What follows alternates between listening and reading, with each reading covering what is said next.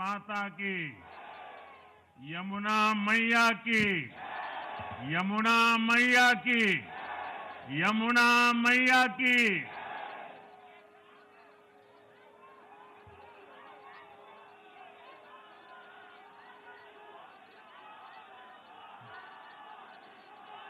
आज दिल्ली में, दिल्ली के लोगों में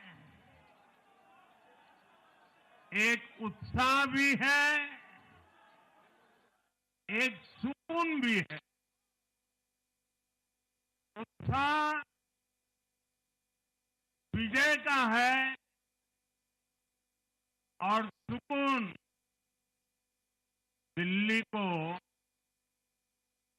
आपदा से मुक्त कराने का है।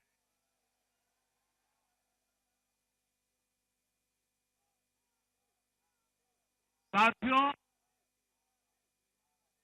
मैंने हर दिल्ली वासी के नाम एक पत्र भेजा और आप सबने हर परिवार में मेरा एक पत्र पहुंचाया था और मैंने दिल्ली से प्रार्थना की थी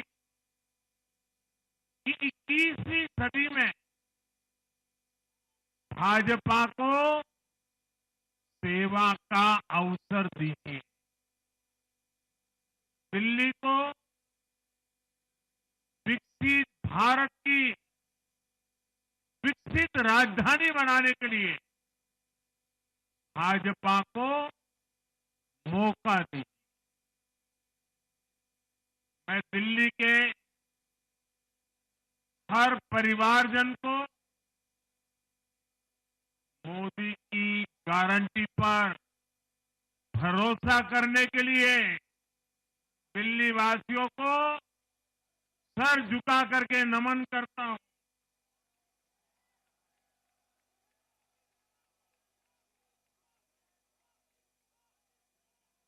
मैं दिल्ली वासियों का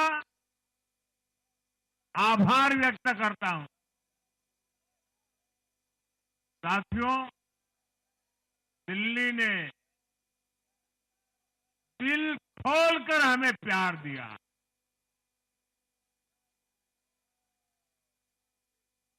और मैं दिल्ली वासियों को फिर से एक बार विश्वास दिलाता हूं, आपके इस प्यार को सवा गुना करके विकास के रूप में हम लौटाएंगे।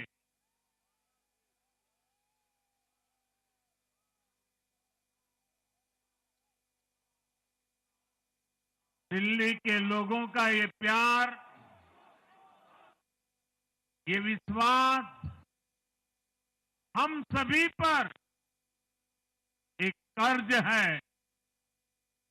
इसे अब दिल्ली की डबल इंजन सरकार, दिल्ली का डबल तेजी से विकास करके चुकाएगी।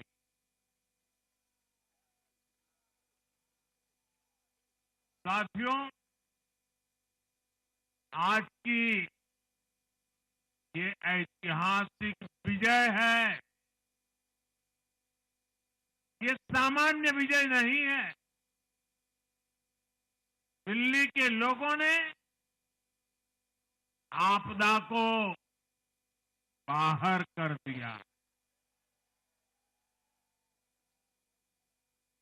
एक दशक की आपदा से दिल्ली मुक्त हुई।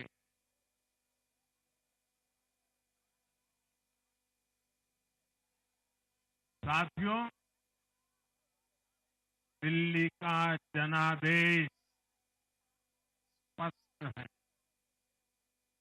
आज दिल्ली में विकास,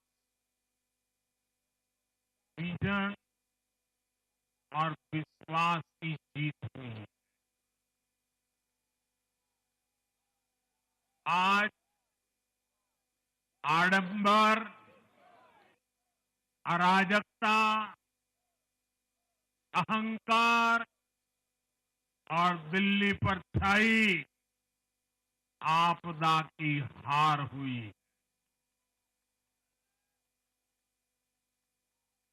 इस नतीजे में भाजपा के कार्यकर्ताओं की दिन रात की मेहनत, उनका परिश्रम ये विजय को चार चांद लगा देता।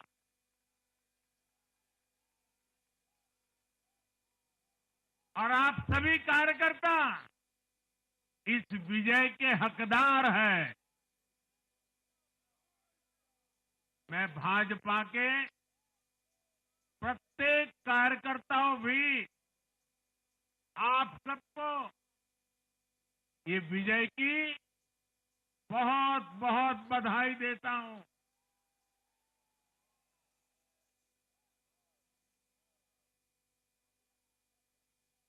साथियों, आज दिल्ली की जनता ने साफ कर दिया है कि दिल्ली की असली मालिक सिर्फ और सिर्फ दिल्ली की जनता है।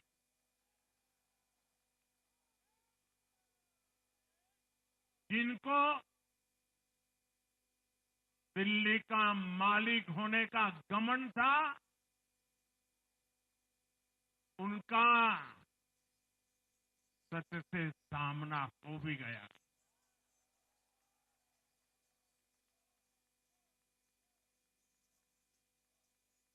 दिल्ली के जनादेश से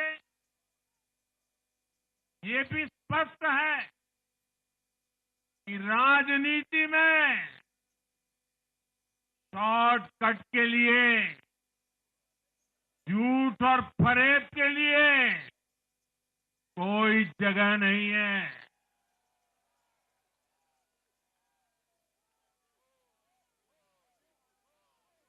जनता ने शॉर्टकट वाली राजनीति का शॉर्ट सर्किट कर दिया।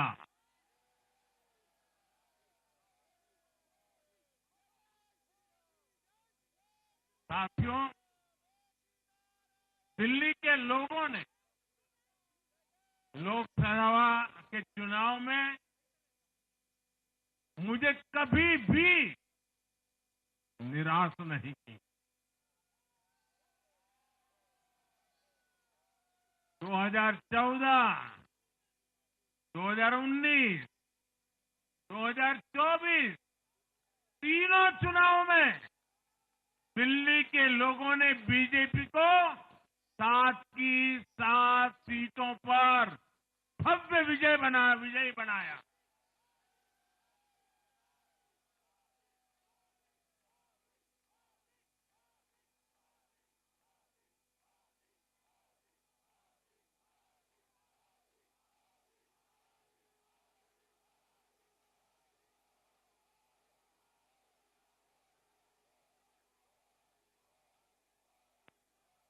आप नीचे रहिए, औरों को परेशानी हो रही। आपका उत्साह मेरे सर आंखों पर, आपकी फोटो भी निकल चुकी है, वीडियो में आ चुका है। अब आप प्यार से बैठिए।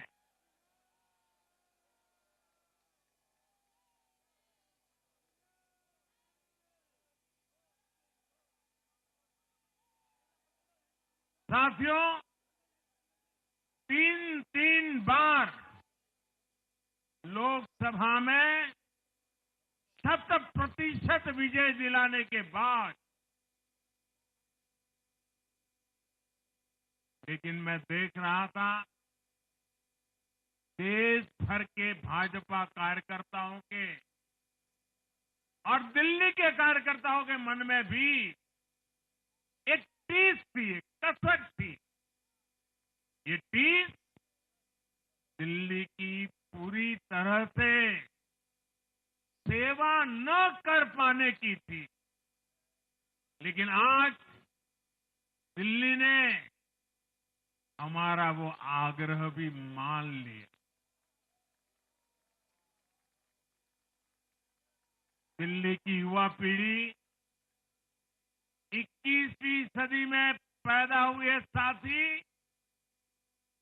अब पहली बार दिल्ली में भाजपा का सुशासन देखेंगे।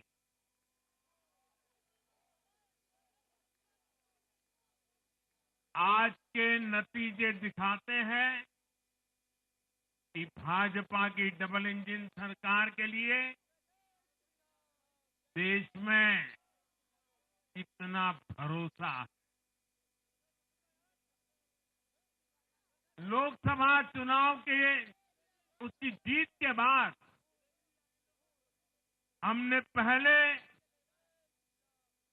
हरियाणा में अभूतपूर्व रिकॉर्ड बनाया,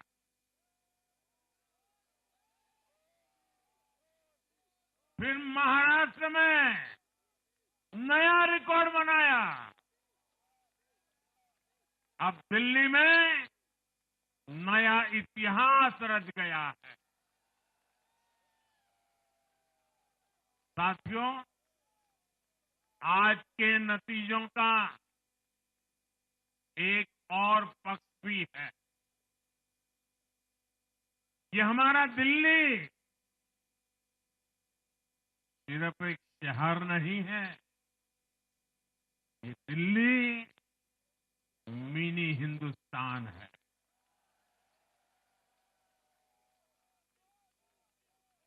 ये लघु भारत है।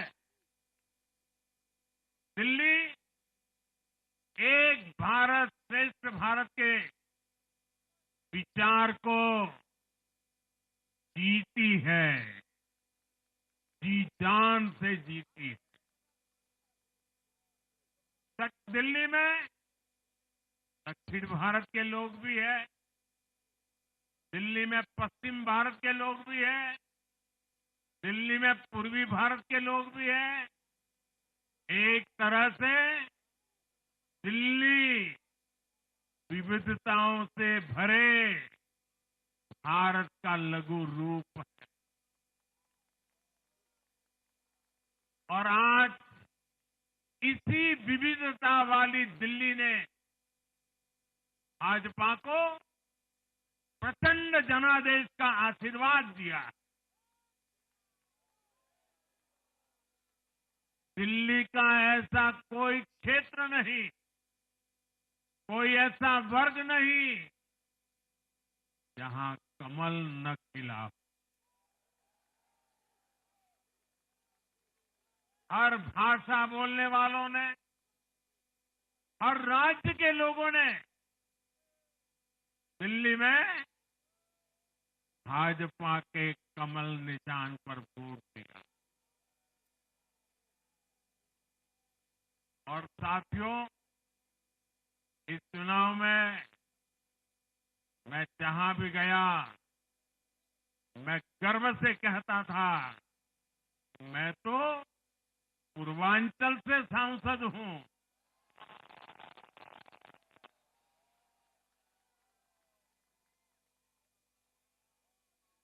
ये पूर्वांचल से मेरा अपनेपन का रिश्ता,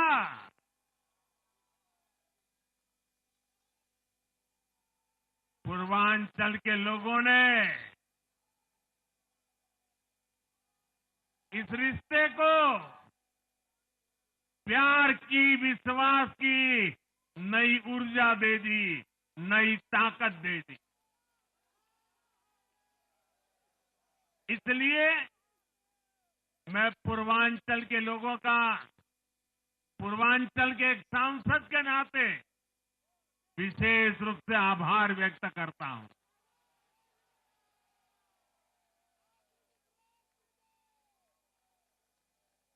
जब हर एक का साथ मिलता है तो हर दिल्ली वासियों को मेरी गारंटी है, सबका साथ, सबका विकास, पूरी दिल्ली का विकास। साथियों, दिल्ली के इस विजय उत्सव के साथ साथ आज अयोध्या के मिल्कीपुर में भी भाजपा को शानदार जीत मिली है।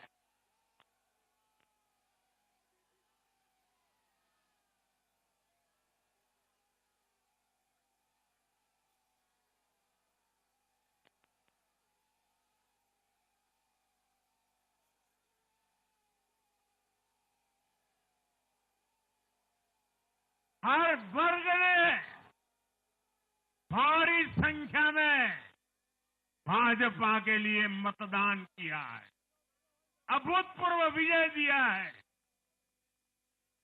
साथियों, आज देश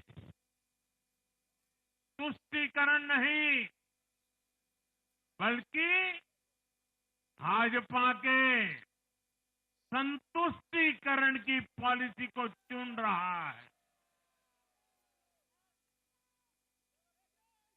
साथियों, दिल्ली में धरना प्रदर्शन की राजनीति, टकराव और प्रशासनिक अनिश्चितता ने दिल्ली के लोगों का बहुत नुकसान किया। आज दिल्ली के विकास के सामने से एक बड़ी रुकावट आप सब दिल्ली वासियों ने दूर कर दी है।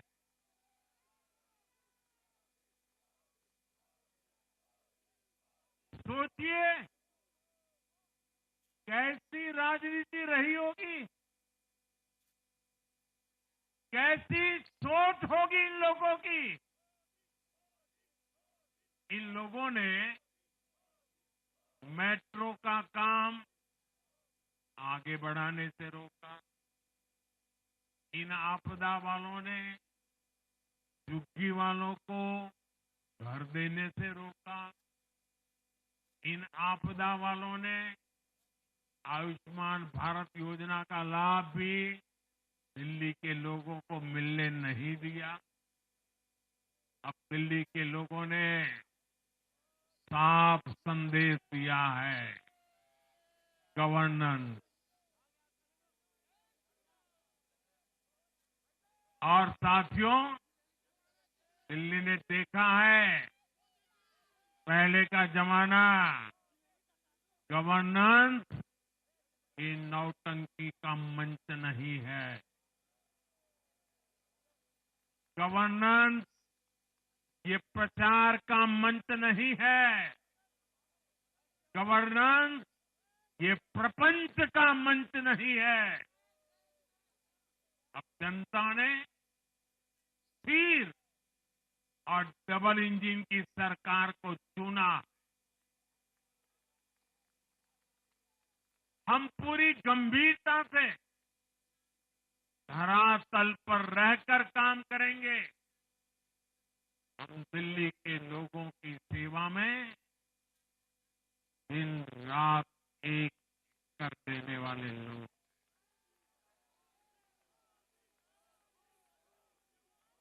साथियों, पूरा देश जानता है कि जहां एनडीए है वहां सुशासन है, विकास है, विश्वास है। एनडीए का हर कैंडिडेट, हर जनप्रतिनिधि लोगों के हित में काम करता है। देश में एनडीए को जहां भी जनादेश मिला है, हमने उस राज्य को विकास की नई ऊंचाई पर पहुंचाया है। और इसलिए भाजपा को लगातार जीत मिल रही है। लोग हमारी सरकारों को दूसरी बार, तीसरी बार चुन रहे हैं। उत्तराखंड, हरियाणा, उत्तर प्रदेश, एमपी में, गुजरात, गोवा, महाराष्ट्र, बिहार में असम, अरुणाचल, मणिपुर में, हर राज्य में हमें दोबारा सत्ता मिली है। साथियों, यहां दिल्ली के बगल में यूपी है। एक जमाने में उत्तर प्रदेश की कानून व्यवस्था कितनी बड़ी चुनौती थी और सबसे बड़ा चैलेंज नारी शक्ति के लिए होता था। यूपी में दिमागी बुखार का कहर बरसता था, लेकिन हमने इसका अंत करने के लिए संकल्पबद्ध होकर काम किया। आप याद करिए, महाराष्ट्र में हर साल सूखे के कारण हमारे अन्नदाताओं पर कितना बड़ा संकट आता था, लेकिन हमारी सरकार आने के बाद हमने जल युक्त शिविर जैसे अभियान चलाकर किसानों तक पानी पहुंचाया। हरियाणा में किसी को बिना खर्ची, बिना पर्ची के सरकारी नौकरी नहीं मिलती थी, लेकिन आज बीजेपी ने वहां सुशासन का नया मॉडल स्थापित कर रही है। पूर्वोत्तर में हमारी सरकारों ने वहां के लोगों को विकास की नई धारा से जोड़ा है। एक जमाना था जब गुजरात में पानी का इतना बड़ा संकट था, खेती किसानी मुश्किल थी, लेकिन आज वही गुजरात एग्रीकल्चर पावर हाउस बनकर उभरा है। आप याद करिए, नीतीश जी के पहले बिहार किस हालत में था। बिहार में नीतीश जी को अवसर मिला। बदलाव भी तभी आया जब एनडीए की सरकार आई। ऐसे ही आंध्र प्रदेश में चंद्रबाबू नायडू गारू ने अपना ट्रैक रिकॉर्ड साबित किया है।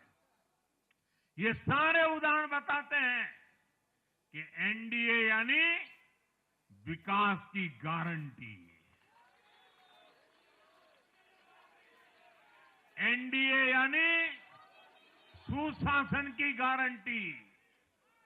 साथियों, सुशासन का लाभ गरीब को भी होता है और मिडिल क्लास को भी होता है। इस बार दिल्ली में गरीब, झुग्गी में रहने वाले मेरे भाई बहन, हमारे मिडिल क्लास ने भाजपा को जबरदस्त समर्थन दिया है। चाहे कोई भी प्रोफेशन हो, हर वर्ग के बहुत सारे प्रोफेशनल्स हमारी पार्टी में काम कर रहे हैं। और इसका सबसे बड़ा कारण यह है कि हमारी पार्टी ने हमेशा मिडिल क्लास को अपनी प्राथमिकता पर रखा है। यही दिल्ली में हमने सबसे पहले मेट्रो का काम शुरू किया। हमने अन्य शहरों में एयरपोर्ट, मेट्रो और अर्बन डेवलपमेंट के प्रोजेक्ट पर काम किया। हमारी योजनाओं में बहुत ज्यादा फायदा मिडिल क्लास को मिलता है। स्टार्टअप इंडिया जैसे अभियानों के कारण छोटे शहरों के लोग अपने सपनों को पूरा कर रहे हैं। आयुष्मान भारत और जन औषधि केंद्रों के कारण देश के करोड़ों लोगों को अच्छी स्वास्थ्य सुविधाएं मिल रही है। साथियों, देश की नारी शक्ति का आशीर्वाद हमारा सबसे बड़ा रक्षा कवच है।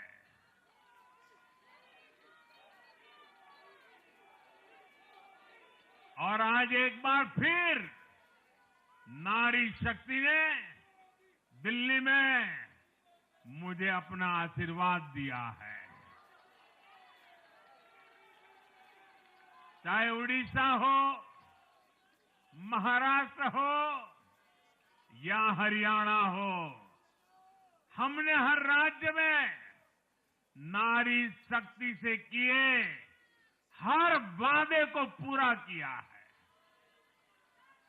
आज इन राज्यों में करोड़ों माताओं बहनों को हमारी योजनाओं का लाभ मिल रहा है।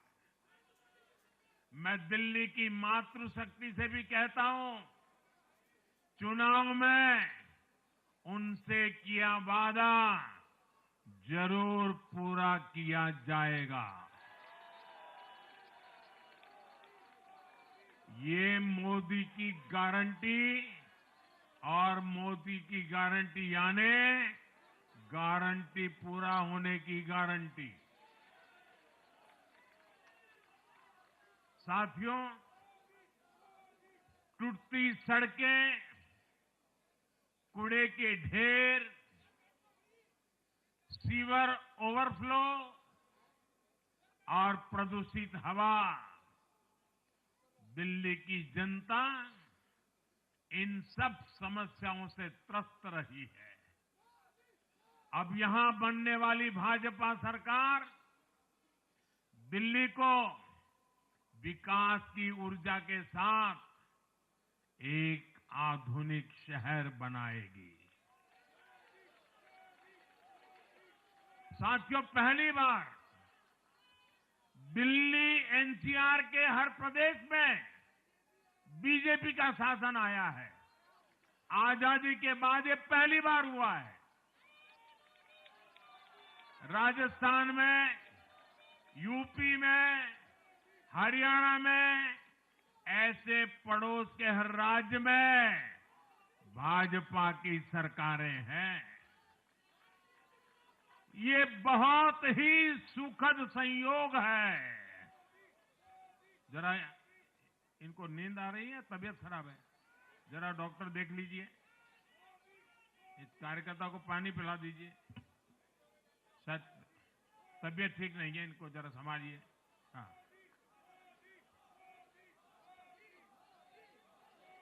नहीं वो थोड़े अनईजी लग रहे हैं। हाँ, पानी पिलाइए, थोड़े अनईजी लग रहे हैं।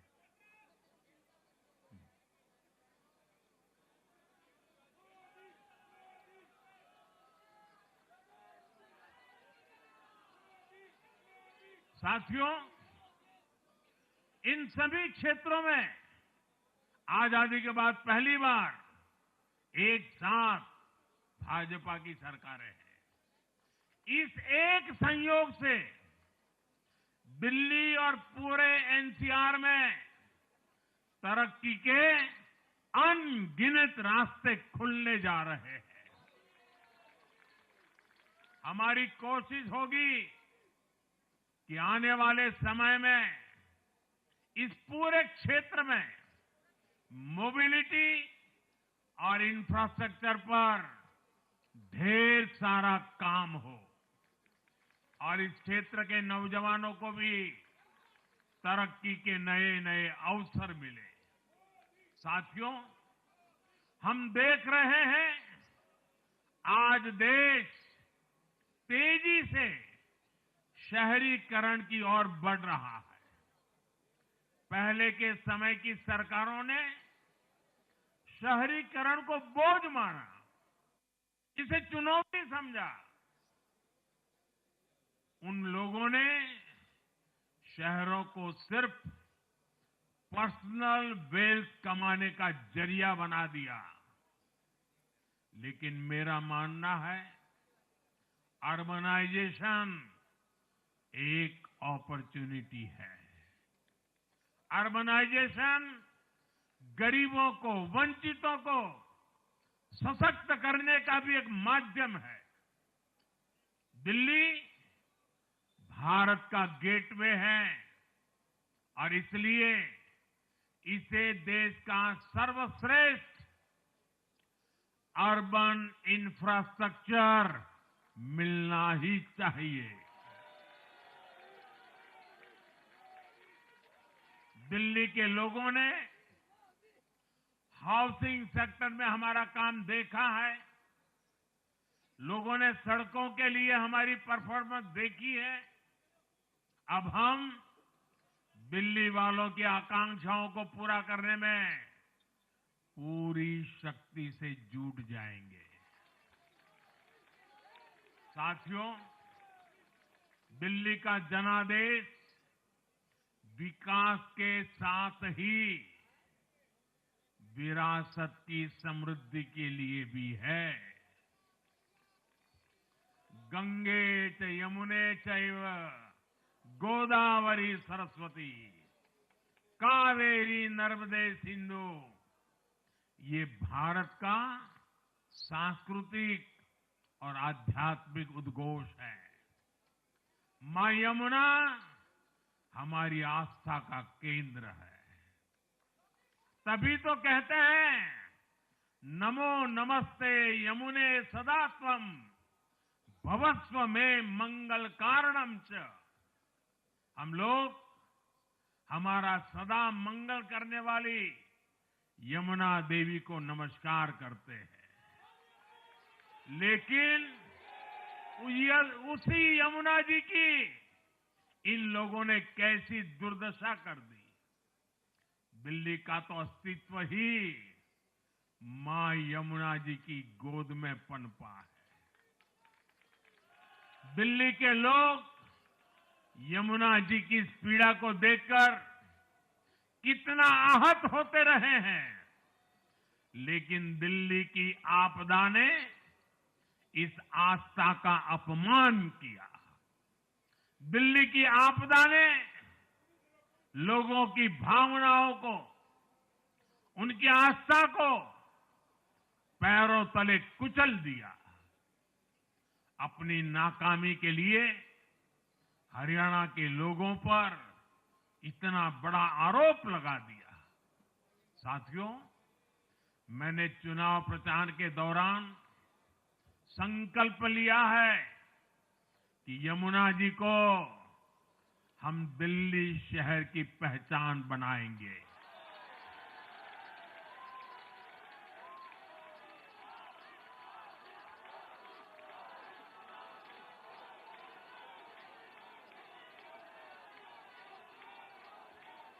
मैं जानता हूं ये काम कठिन है, मैं ये भी जानता हूं ये काम बहुत लंबे समय का है। गंगा जी का देखिए, राजीव गांधी के जमाने से वो काम चल रहा है। समय कितना ही क्यों न जाए, शक्ति कितनी ही क्यों न लगे, लेकिन अगर संकल्प मजबूत है तो यमुना जी के आशीर्वाद रहने वाले हैं।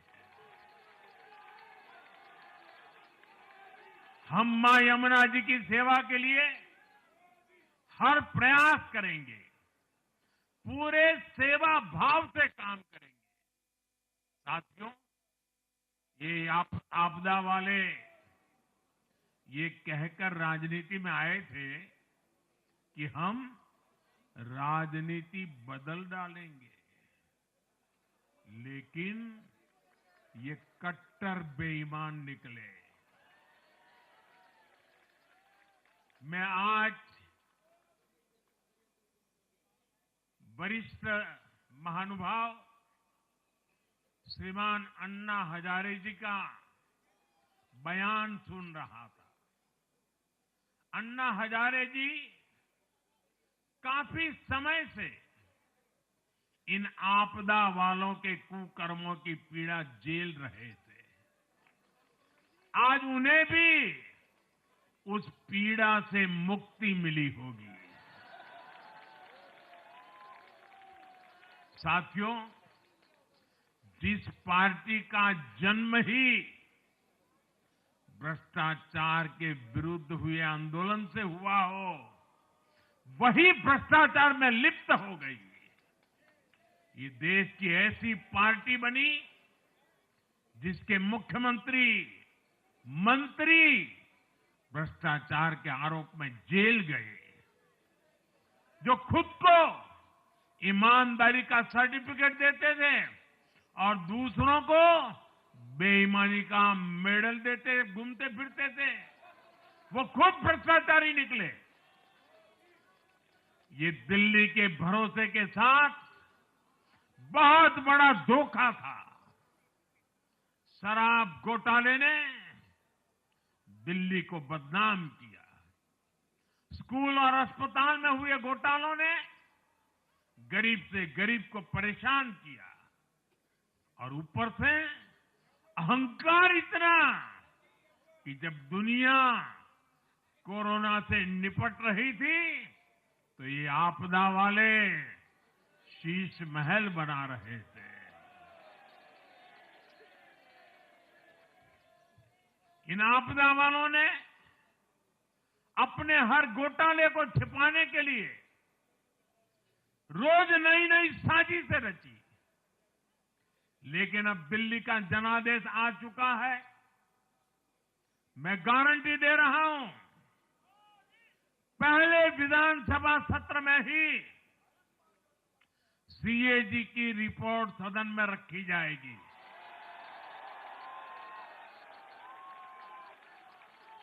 भ्रष्टाचार के हर तार की जांच होगी और जिसने भी लूटा है उसको लौटाना पड़ेगा।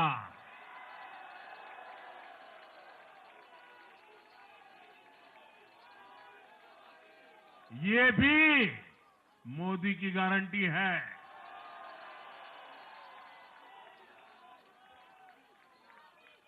साथियों, आज जनता ने फिर एक बार कांग्रेस को कड़ा संदेश दिया है। दिल्ली के चुनाव में कांग्रेस ने जीरो की डबल हैट्रिक लगाई है। देश की राजधानी में देश की सबसे पुरानी पार्टी का लगातार दिल्ली में 6 बार से खाता नहीं खुल रहा है। और ये लोग खुद को पराजय का गोल्ड मेडल देते फिर रहे हैं। सच्चाई ये है कि कांग्रेस पर देश बिल्कुल भरोसा करने के लिए तैयार नहीं है।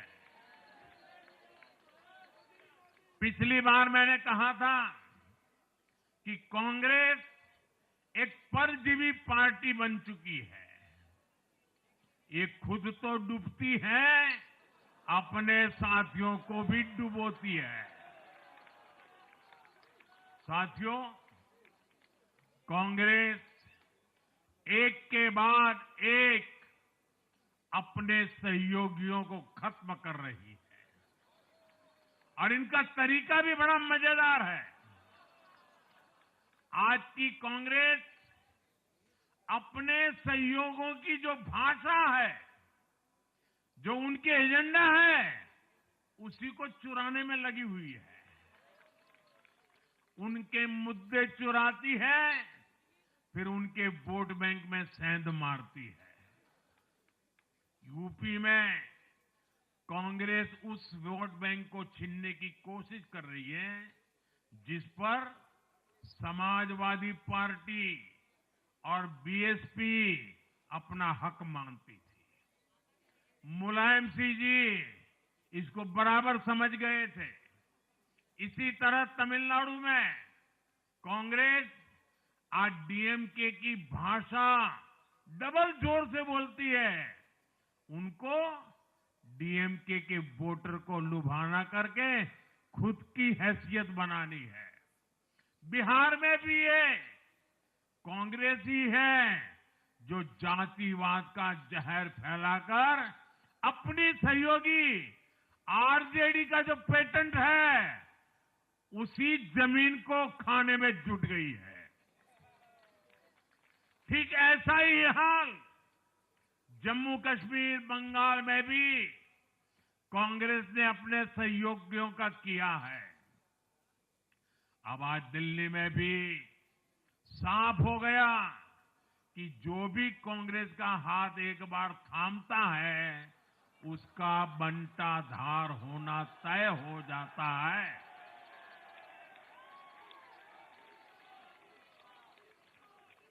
और जो राजनीति का अध्ययन करते हैं उनके लिए मैं आज एक काम छोड़ देता हूं। देखिए, इन्होंने 2014 के बाद 5 साल तक ये कोशिश की, हिंदू बनने की कोशिश की।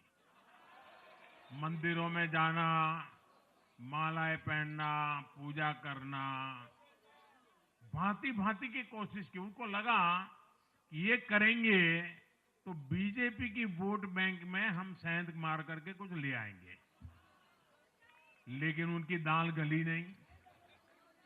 तो आपने देखा होगा पिछले कुछ वर्षों से उन्होंने वो रास्ता बंद कर दिया। उन्होंने माना कि ये भाजपा का क्षेत्र है, उसमें पैर नहीं डाल सकते। अब जाए तो जाए कहा, तो ये राज्यों की जो अलग अलग पार्टियां अलग अलग अपने मुद्दों पर जो अपनी जान चला रही हैं, अब उनकी नजरें उन पर है। और इसलिए, और वो भी समझ गए होंगे, बोलते नहीं होंगे, समझ गए होंगे कि ये उनको ही खा रहे हैं। साथियों, इंडी गठबंधन के दल अब कांग्रेस का ये कैरेक्टर समझने लगे हैं। इंडी वालों को ये एहसास हो रहा है कि जिस वोट बैंक को उन्होंने कांग्रेस से छीना है, अब कांग्रेस उसे वापस पाने में जुटी है। इसलिए दिल्ली में हमने देखा, इंडी के ही दलों ने एकजुट होकर कांग्रेस को हैसियत बताने की कोशिश की, अपने वोट बैंक को रोकने की कोशिश की। ये मीडिया वालों को पता नहीं समय नहीं मिला, अब तो समय ही समय है उनके पास। इंडी गठबंधन पूरा दिल्ली में कांग्रेस के खिलाफ मैदान पे उतरा था, और फिर भी क्या हाल हुआ देखिए, दोनों तरफ। साथियों, वो कांग्रेस को रोकने में तो सफल रहे, लेकिन आपदा को बचाने में कामयाब नहीं हो पाए। साथियों, कांग्रेस का हाथ थामने वाले इसलिए भी बर्बाद हो रहे हैं क्योंकि आज कांग्रेस वो कांग्रेस नहीं है जो आजादी के आंदोलन के समय थी, जो आजादी के बाद कुछ दशकों तक थी। आज वो कांग्रेस नहीं है। आज कांग्रेस देश हित की नहीं, अर्बन नक्सलियों की राजनीति कर रही है। कांग्रेस के नेता जब कहते हैं वो भारत से लड़ रहे हैं, इंडियन स्टेट से लड़ रहे हैं, ये नक्सलियों की भाषा है। ये समाज में, देश में अराजकता लाने की भाषा है। और यहां दिल्ली में तो आपदा भी उसी अर्बन नक्सली सोच को ही आगे बढ़ा रही थी। कांग्रेस की यह अर्बन नक्सली सोच राष्ट्र की उपलब्धियों पर अटैक करती है। ये पूरी दुनिया में अपनी ही सोच का आर्थिक, सामाजिक और राजनीतिक निजाम लाना चाहती है। जब ये कांग्रेस में अर्बन नक्सलियों का डीएनए घुस गया है, तब ये कांग्रेस हर कदम पर बर्बाद हो रही है। साथियों, आज दिल्ली से मैं देश के नौजवानों से भी अपना एक आग्रह दोहराना चाहता हूं। मैंने 1 लाख नौजवानों को राजनीति में आगे आने के लिए कहा है। ये मैं इसलिए कहता हूं कि देश को सही मायने में एक गंभीर पॉलिटिकल ट्रांसफॉर्मेशन की जरूरत है। विकसित भारत को नई प्राण शक्ति की जरूरत है। 21वीं सदी की राजनीति को नए आइडिया, नई ऊर्जा की जरूरत है, नए चिंतन की जरूरत है। ये मैं इसलिए भी कह रहा हूं क्योंकि अगर अच्छे नौजवान बेटे बेटियां राजनीति में नहीं आएंगे तो ऐसे लोग राजनीति पर कब्जा कर लेंगे जो राजनीति में नहीं आने चाहिए।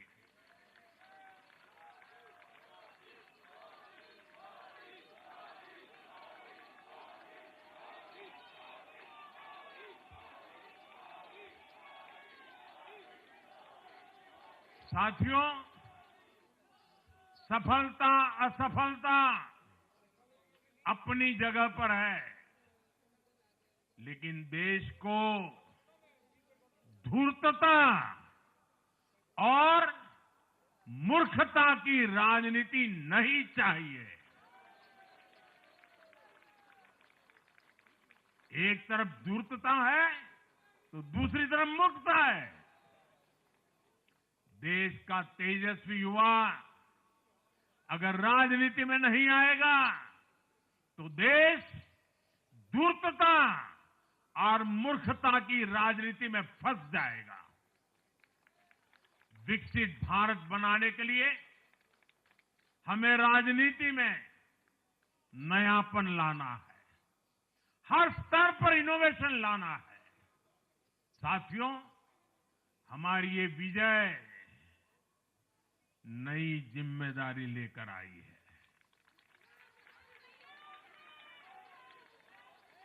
भाजपा रिफॉर्म और परफॉर्म की गारंटी देती है और जब इसमें हर दिल्ली वासी जुड़ जाएगा तो ट्रांसफॉर्मेशन और तेज गति से आएगा।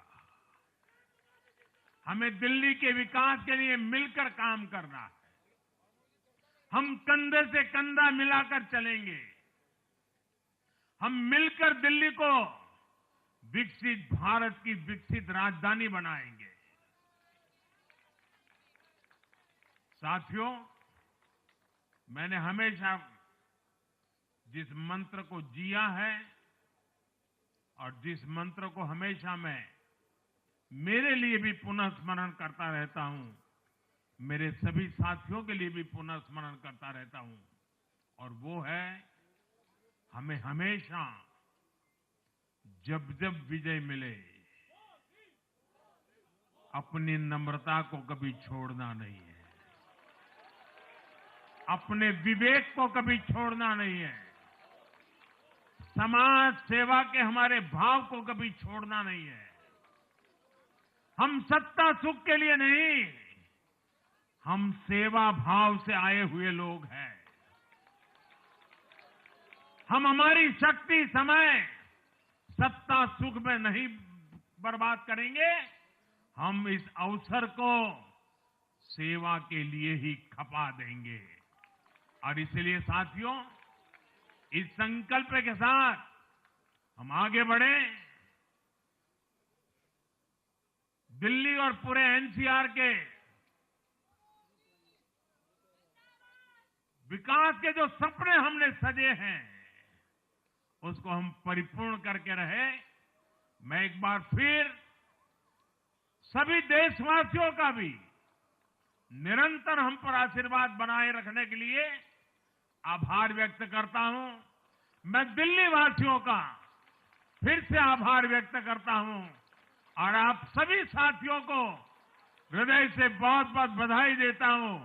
बोलिए यमुना माता की, यमुना मैया की, यमुना मैया की, यमुना मैया की, यमुना मैया की, यमुना मैया की, यमुना मैया की, भारत माता की, भारत माता की, भारत माता की।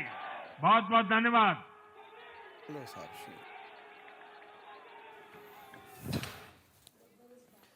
तो देश के प्रधानमंत्री नरेंद्र मोदी जो कि बीजेपी मुख्यालय पर लोगों को संबोधित कर रहे थे, कार्यकर्ताओं को संबोधित कर रहे थे और संबोधित करते हुए उन्होंने तमाम तरह की बातों का जिक्र किया और इन बातों का जिक्र करते हुए उन्होंने ये संकेत भी दिए कि आखिर आने वाली दिल्ली की सरकार क्या करने वाली है और कैसे करने वाली है, कौन कौन से वो मुद्दे हैं जो उनके जहन में है, जो उनकी प्राथमिकता होगी। आपको बता दें कि तमाम सारी बातों के बीच नरेंद्र मोदी ने जो कहा है, उन्होंने कहा कि मेरी पार्टी ने मिडिल क्लास को प्राथमिकता में रखा है हमेशा और भविष्य में भी रखा जाएगा। प्रधानमंत्री जब भी बोले